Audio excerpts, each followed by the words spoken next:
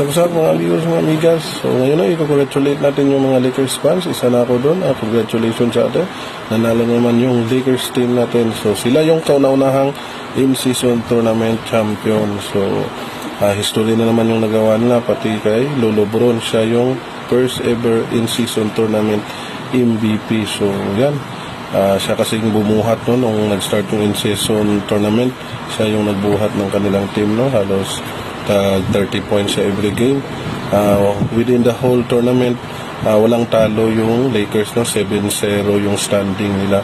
Ang nag-champion na nakalaban na nila yung Pacers. So sa Pacers din, such a good effort, no?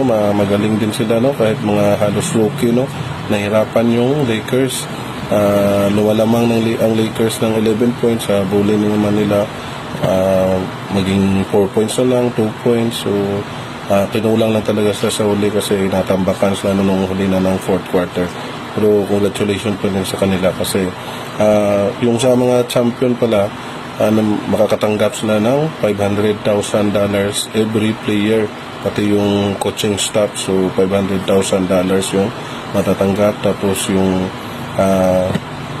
championship trophy. So yun ang natatanggap ng in-season tournament champion ng NBA. Kauna-unahan pala yan, kaya history na naman yung nagawa nila ni Lolo Bron pati yung Lakers team. So to LeBron James, I just wanna congratulate you.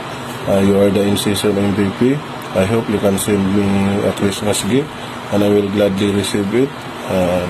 That's it, and I hope if you watch this video, you can grant my wish. Thank you, and I will support you in a whole season tournament. I hope you will be the champion in season 2023-2024 NBA season. So that's it, and congratulations.